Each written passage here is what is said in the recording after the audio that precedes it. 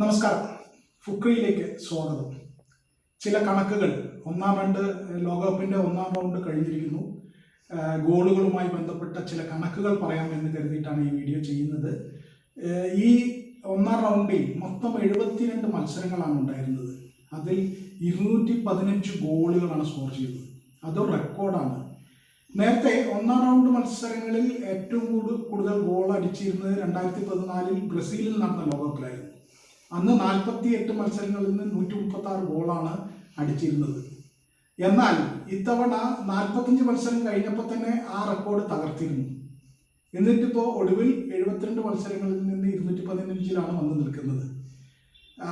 ശരാശരി ഗോൾ എന്ന് പറയുന്നത് 2.99 ആണ്. അതായത് 3 ഗോൾ തന്നെ, ഒരു മത്സരത്തിൽ 3 ഗോൾ എന്ന രീതിയിലാണ് ഗോൾ അടിച്ചു കൂട്ടിയിരിക്കുന്നത്.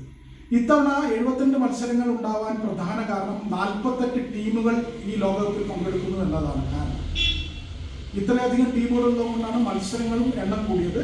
പക്ഷേ നേരത്തെ പറഞ്ഞ പോലെ 2014 റെക്കോർഡ് 48 മത്സരത്തിൽ നിന്ന് 136 ഗോളായിരുന്നു. അത് 45 മത്സരം കഴിഞ്ഞപ്പോൾ തന്നെ ഇതിൽ ഭേദിച്ചിരുന്നു ആ റെക്കോർഡ്. അപ്പോൾ മത്സരങ്ങൾ കൂടിയത് കൊണ്ട് മാത്രമല്ല, അല്ലാതെ തന്നെ ആ റെക്കോർഡ് ഭേദിക്കപ്പെട്ടിരുന്നു എന്നുള്ളതാണ് യാഥാർത്ഥ്യം. ഇനി ഈ ലോകകപ്പിൽ 3 ഹാട്രിക്കുകളാണ് ഒന്നാം റൗണ്ട് കഴിഞ്ഞപ്പോൾ വന്നിട്ടുള്ളത്. അതൊന്ന് നമ്മുടെ സാക്ഷാൽ ലയണൽ മെസ്സിയുടെയാണ്, അൾജീരിയക്കെതിരെ അടിച്ചത്.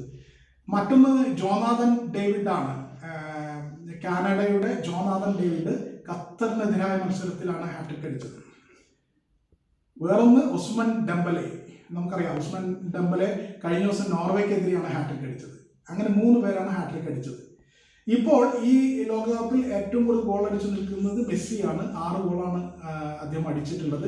പിന്നീട് 4 ഗോളുകൾ വീതം കിലിയൻ എംബാപ്പെ, ഫ്രാൻസിന്റെ കിലിയൻ എംബാപ്പെ, ബ്രസീലിന്റെ വിനീഷ്യസ് ജൂനിയർ, മറ്റൊന്ന് നോർവേയുടെ ഹാളണ്ട്, എർലിംഗ് ഹാളണ്ട്, ഒരാൾ കൂടി ഉണ്ട് ഫ്രാൻസിൽ നിന്ന്. അത് വേറെ ആരുമല്ല, ഉസ്മാൻ ഡെംബലെ തന്നെയാണ്.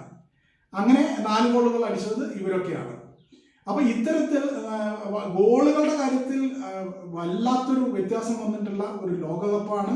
ഒന്നാം റൗണ്ട് കഴിഞ്ഞിട്ടുള്ളൂ, അതിൽ തന്നെയാണ് ഇത്രയധികം ഗോളുകൾ വീണിരിക്കുന്നത്. ഒരു ഗോളടി ലോകകപ്പ് എന്ന് തന്നെ നമുക്കിതിനെ വിളിക്കാം.